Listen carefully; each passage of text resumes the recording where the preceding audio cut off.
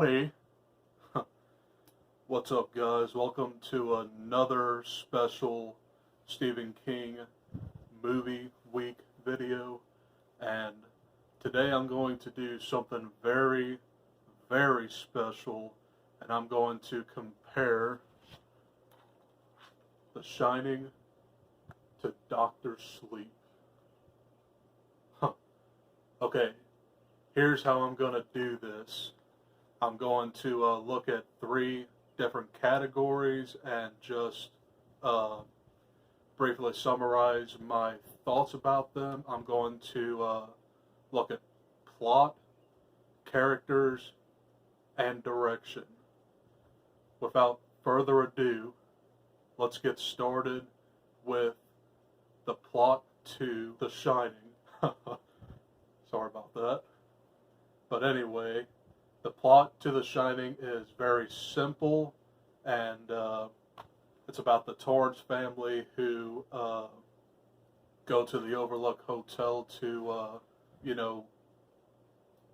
look over it over the winter season, and there is a descent into madness towards Jack Torrance, the patriarch, and he's fueled by alcohol, and he's fueled by the hotel's sinister energy, and you see his descent into madness go very, very slowly. This is a slow burn movie, but the climax is oh so great.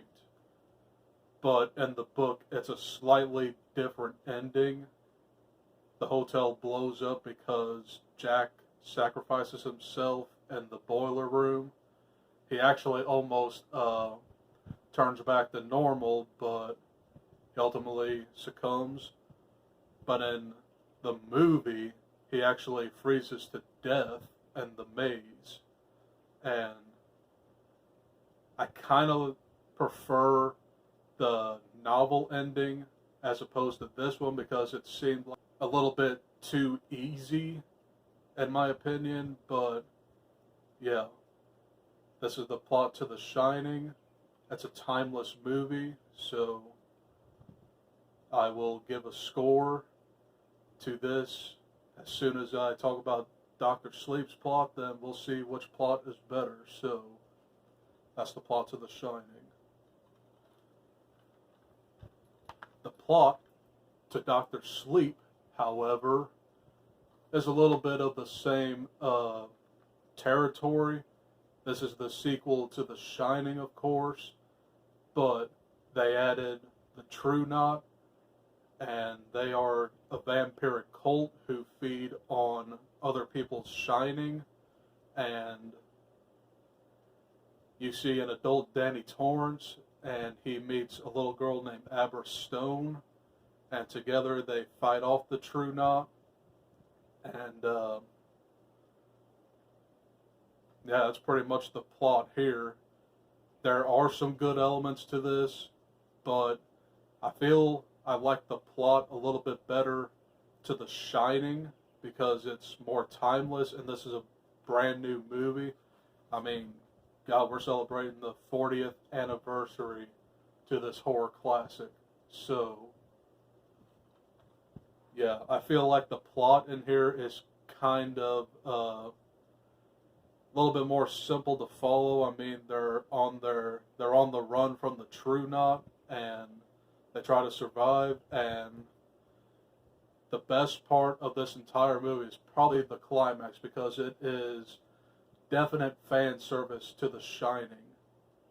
I mean, I rewatched this on Monday night, and I understood the ending a little bit better compared to the first time I saw it in theaters because I was kind of confused. Did Danny make it out of the hotel all right? And obviously he didn't because Abra sees him as a ghost, and then Abra is also plagued by Mrs. Massey, the woman in 237. Whereas in the novel it's room 217, but Kubrick changed that up. And I got another fun fact. 217 was the room that Stephen King stayed in when he got his idea for The Shining. I've actually been to the Stanley Hotel, and it was surreal being there. But anyway, I feel like the plot in The Shining to be better, in my opinion. So, point one goes to The Shining. Alright, that's the plot category. Next up, I got characters. Let's start off with The Shining. Okay, the characters in The Shining are very well fleshed out, and we know that, you got like the Torrance family, Jack, Wendy, and Danny.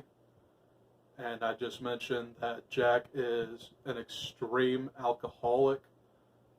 He just goes insane, and the hotel overtakes him, and he goes crazy. He tries to kill his family, and we know that's all true, but he doesn't kill the family. And let me talk about Dick Hallorann. He is the chef who helps Danny Torrance in his predicament, and I find Dick Hallorann to be a pretty good side character in here. I know he's not featured that much, but he's still a pretty good mentor to Danny Torrance, and him using The Shining. And let me mention them Grady twins here. These little girls scared the living crap out of me when I first saw this. I'm like, I'm scared. I don't want like no little girls looking at me at the end of a hallway. But the Grady family kind of like went through the same predicament as the Torrance family, where the patriarch killed his family with an axe, and then he shot himself, I believe. Yeah, I think he shot himself. But it turns out that there was no Grady. He might have been Mr. Grady this whole time. And you don't really know that until the ending. There's a very, very famous film theory going around with the ending to this. At the very end, it says July 4th, 1920. I want to say either 27 or 28, and he is pictured right in the middle of the picture. That ending really has been bothering me for years, and I've seen this movie quite a few times, so I think that's a pretty good explanation of the characters in this story. We'll see which movie bests the characters with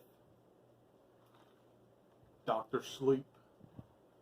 Okay, the characters in Dr. Sleep are one and the same. We have an adult Danny Torrance, and he takes care of a little girl named Abra Stone, like I mentioned, and they are on the run from the True Knot and Rose the Hat. And he meets a few other characters along his journey. He meets Dr.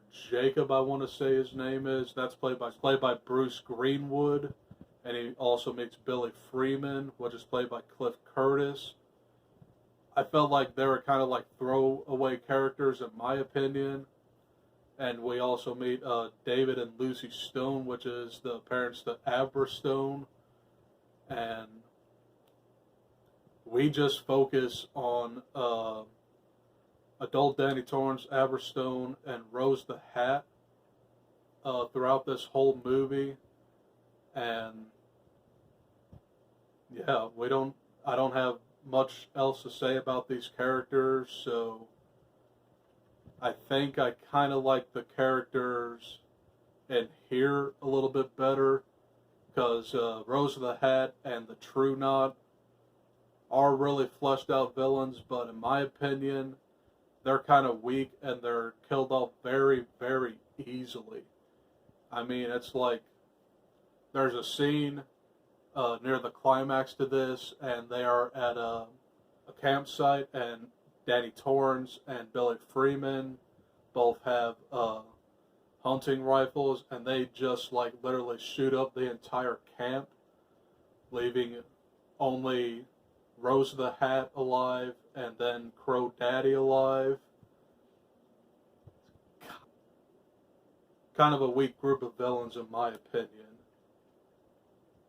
But I do like the True Knot, but I think they could have been fleshed out a little bit better.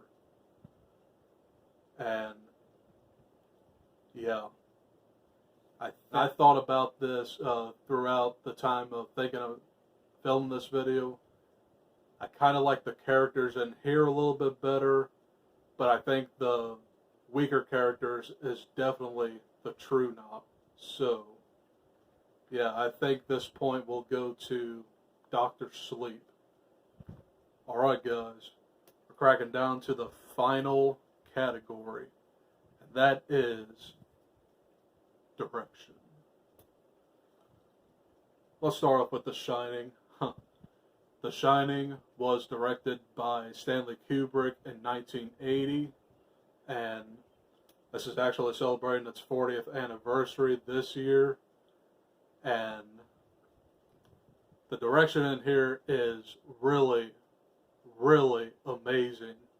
There are some really, really well done shots. I mean, you see like tracking shots, you see like crane shots, especially like the very beginning of this when there's like a fast moving crane shot and it just like goes throughout the Colorado wilderness, and it's like one of those where how did the director do that?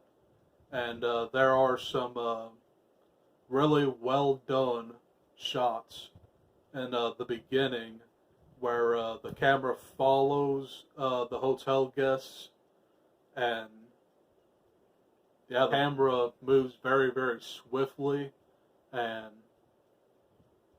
yeah, this is a very, very well made movie. And the cinematography on here is excellent as well. So kudos to Stanley Kubrick. Rest in peace, good fellow.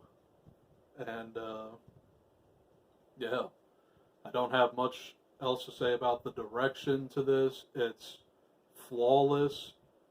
It's probably one of the reasons why I want to study film a little bit better. And yeah, that's the direction on The Shining. And last but not least, Dr. Sleep was directed by Mike Flanagan, who also directed Gerald's Game in 2017. That's available on Netflix. And the direction is really, really solid in here too. But some of the shots are kind of dim and almost kind of like have like a bluish gray hue to them, and some of the cinematography is excellent in here too. And near the end of the movie, like I mentioned in the opening scene to The Shining, there's an homage to the introduction to The Shining where that camera moves really, really fast on the trees of the Colorado wilderness. And yeah, I feel like the directing in here is really, really well done. But I mean, the easy point goes to The Shining. Okay, guys, I covered my 3 categories on here. And at a score of 2-1 with plot and direction, the clear winner is The Shining. This movie is timeless, and if you have never seen it before, I definitely recommend it. So, don't have much else to say about this video. Enjoy these movies, watch them back to back. You will definitely get some good haunted house vibes.